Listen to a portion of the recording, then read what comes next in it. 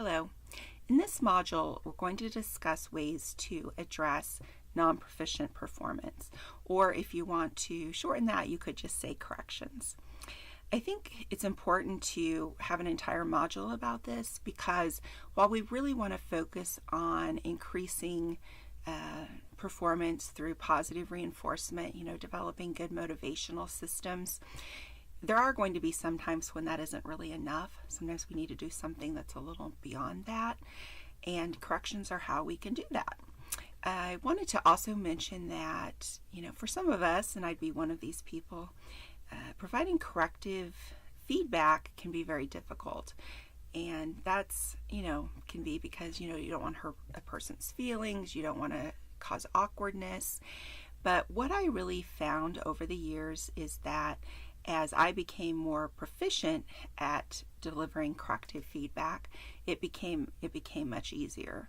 And the thing is that we may want to avoid providing corrections, but really I don't think that's ethical to do, because at the end of the day we have a responsibility to the people we serve. We're trying to help them achieve the best possible life, and to do that they have to receive a quality intervention, and to receive a quality intervention we have to provide effective training. So I hope you will find the information in this module helps you to become more proficient at developing or delivering corrections. We're going to start with a short lecture. It's a TED Talk by Scott Geller, and you may look at the title, which is The Psychology of Motivation, and think, well, that should have been in the last module. But actually, as you watch it, you'll see that he provides some very helpful guidance about how to deliver corrections. And he has a really great example with the drums that really stuck with me. I hope you'll find it useful as well.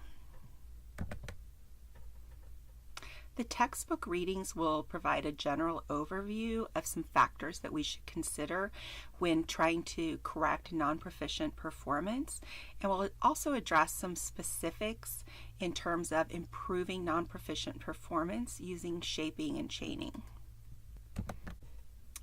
And then we'll have an article on what's called the feedback sandwich, and that's when you provide a praise statement, a corrective feedback statement, and then another praise statement. And I am thrilled to death that somebody finally did a study on this, because the feedback sandwich has been a thing since at least the early 1990s, when it was a major thing, and I've basically despised it that entire time. Around that time I got a new boss, and she was a very nice person, but she just kept using the feedback sandwich, and the more she did it, the more I resisted, because I found the feedback from her very aversive. I didn't really think it was very sincere in the way it was being delivered. But I found out later that fortunately she eventually talked to my former boss, which I'm not really sure was ethical, but in any event, that's what happened in the early 90s. And my former boss told her to quit doing that. She said to just give praise when she liked something, and to provide corrective feedback when she thought I needed it. And that really worked. That story had a happy ending because we ended up having a wonderful working relationship. And I tell you this because I think the feedback sandwich was very pervasive in our field, even though at that time there really was no research to support it. Many of us back then, we really had almost no training on staff performance. And the feedback sandwich was one of the main things we were encouraged to do. However, many of us quickly found that we didn't really find it effective, and since we could not find any research on it, we decided that we weren't going to use it.